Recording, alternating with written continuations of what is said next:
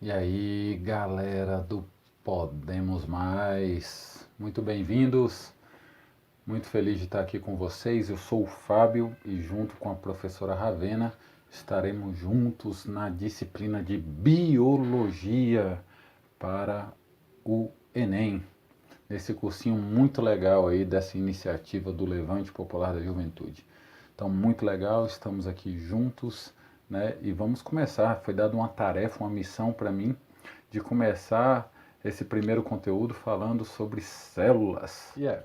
A gente pensou aqui para esse primeiro uma coisa um pouco mais curta, só para vocês irem se ambientando, porque é um conteúdo muito importante.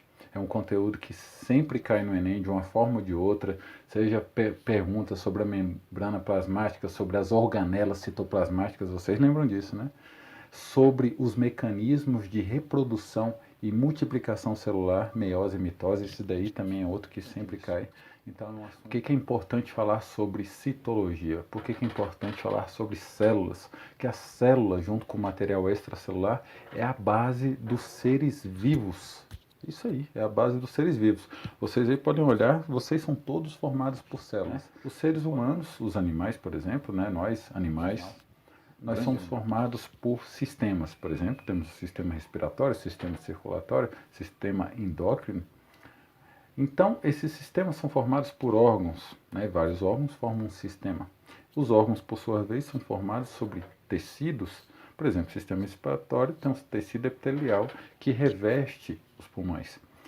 Esses tecidos, por sua vez, são formados por células e material extracelular. Mas nós separamos aqui uma animação muito legal que é de um site que tem conteúdo gratuito e também tem conteúdo pago. É lógico que nós vamos falar aqui dos conteúdos gratuitos, que é o site Descomplica. E ele tem alguns materiais muito bacanas, inclusive eles disponibilizam mapas mentais, que eu vou jogar junto com esse vídeo para vocês. Além disso, eu também vou colocar questões de Enems passados, de provas do Enem passado relacionadas à biologia e a esse conteúdo específico de citologia, biologia celular. Beleza? Então, fiquem atentos, espero que vocês curtam o vídeo e depois a gente volta aí com a...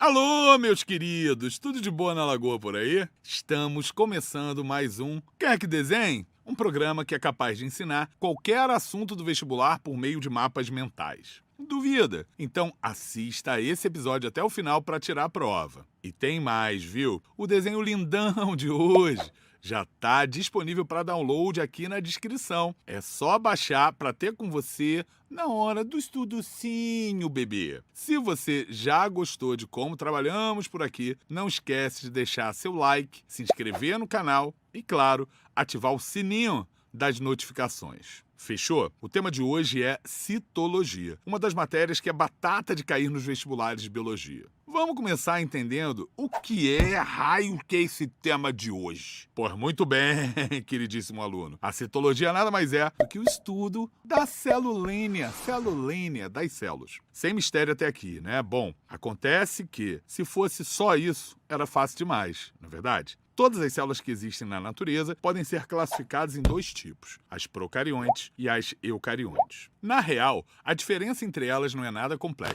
As procariontes são células bem simples, as primeiras a surgirem no planeta. Por conta disso, a sua estrutura é super rudimentar. Essas células são representadas pelo reino Monera, constituído pelas bactérias e também pelas arqueias. Seus componentes ficam soltos no citoplasma, sem a presença de uma membrana que cria um espacinho específico só para eles. E aqui, quando falamos de componentes, são só segmentos de DNA dispersos no interior da célula. Na prova, é mais provável que esses coleguinhas apareçam com o nome de plasmídios e que, além dos plasmídios, também tem os cromossomos bacterianos, beleza? Por isso, fique esperto.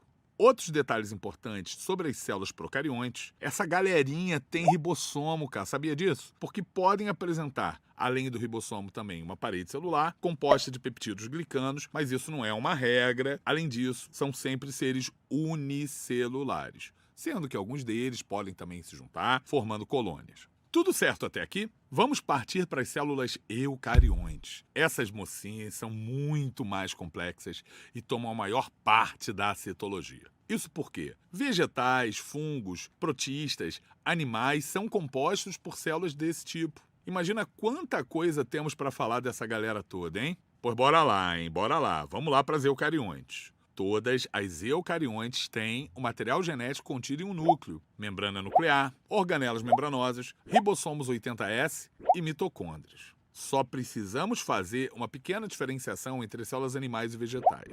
Afinal, apenas nas células vegetais encontramos cloroplastos, vacúolo central e parede celular composta por celulose. Já as células animais apresentam centríolos e lisossomos. Antes que eu me esqueça, existe mais uma diferenciação importante entre vegetais e animais. O carboidrato de reserva dos animais é o glicogênio, enquanto que nos vegetais é o amido. Tá ok? Beleza pura! Como já explicamos que as células eucariontes tomariam mais tempo de estudo, vamos dedicar o resto do vídeo sobre as particularidades desse grupo, certinho? Então vamos começar pelo entendimento dos componentes das eucariontes. Quem inaugura essa etapa é o mais atarefado deles, o citoplasma. Mas por que essa aguinha colorida ela é tão importante, professor? Excelente pergunta, querubim amado. O fluido citoplasmático é composto especialmente por água, proteínas, sais minerais e açúcares. Esse líquido é a porção da célula entre o núcleo e a membrana plasmática. É lá onde ocorre a maior parte das reações químicas do organismo. Além disso, como estrutura de sustentação, o citoesqueleto realiza a manutenção da forma, o transporte intracelular e permite a emissão de pseudópodes. Mencionamos uma tal de membrana plasmática antes. Essa queridona é formada por uma dupla camada de fosfolipídios. Estes, por sua vez, se organizam de modo que as cabeças polares ficam tanto para o interior quanto para o exterior da célula, assim como o meio lipídico isola os compartimentos intra- e extracelular. Também dá para encontrar na membrana plasmática o glicocálix, que é uma estrutura de reconhecimento celular formado por açúcares e proteínas. Proteínas ancoradas também estão ali na membrana e o colesterol, mas esse último só nas células animais, lelê? Além disso, é importante lembrar que a membrana plasmática funciona por meio do mosaico fluido, em que todos os componentes da membrana ficam em livre movimento.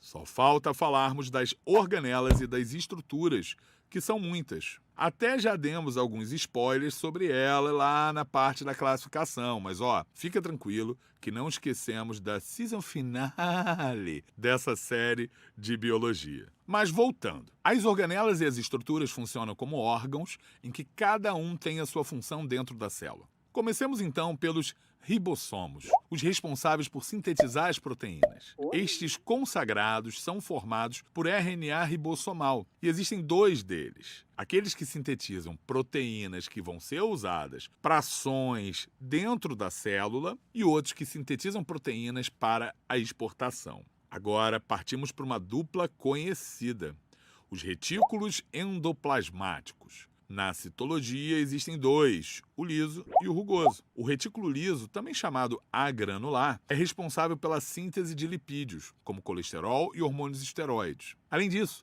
nas células do fígado, o retículo liso é fundamental no papel de detoxificação, destruindo ou modificando de alguma forma substâncias tóxicas, como o álcool. Por fim, também pode ter a função de armazenamento, fato visível nos vegetais, tendo em vista que os vacúolos, bolsas membranosas, derivam desse retículo. Vamos falar então agora da outra parte da dupla, que é o retículo endoplasmático rugoso ou granular. O RER, para os íntimos, é composto por uma série de sacos achatados e a sua membrana é repleta de ribossomos aderidos. Sua principal função no organismo é a síntese de proteínas a serem exportadas ao meio extracelular. Tem a função de armazenamento, transformação, empacotamento e secreção de substâncias recebidas no retículo. Já o complexo golgiense, ou complexo de Golgi, é formado por bolsas membranosas empilhadas. Tem a função de armazenamento, transformação, empacotamento e secreção de substâncias recebidas do retículo, principalmente para o meio extracelular, tá?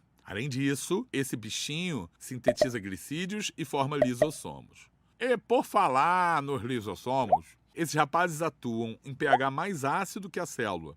Também são responsáveis pela digestão intracelular de materiais que adentram a célula.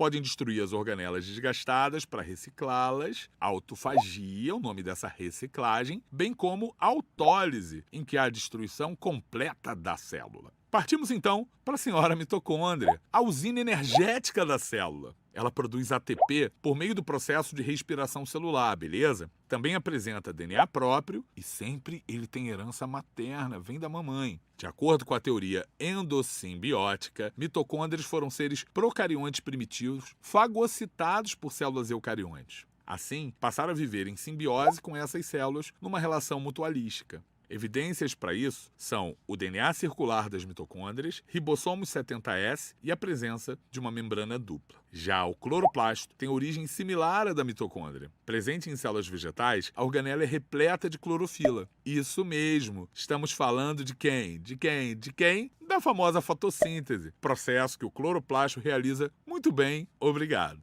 Calma que já tá acabando, viu? Nada de mudar de aba justa agora, fica atento. Os centríolos são responsáveis pela divisão celular animal, auxiliando na movimentação dos cromossomos durante tal divisão. Além disso, formam cílios e flagelos. Por último, e não menos importante, os peroxissomos, que são conhecidos por metabolizarem H2O2, é água oxigenada, porque dentro dessas organelas há a catalase, uma enzima que quebra água oxigenada em água mais O2. Ufa! E aí, galera, gostaram do vídeo? Muito legal, né? Muito bem animado. Cara, muito bom. Carioca, né? Vocês viram que ele é carioca. Então, muito legal esse vídeo aí. Aproveitem. Se tiverem qualquer dúvida, revejam. Também podem tirar suas dúvidas comigo e com a Ravena. E também não deixem de fazer os exercícios aí que a gente colocou, beleza? Em outra oportunidade, a gente ainda vai falar sobre esse assunto. Vamos falar, lembrando, sobre meiose e mitose. Cai pra caramba, e também sobre o processo de respiração celular nas mitocôndrias, a produção do ATP, nosso combustível, beleza? Um abração, até a próxima!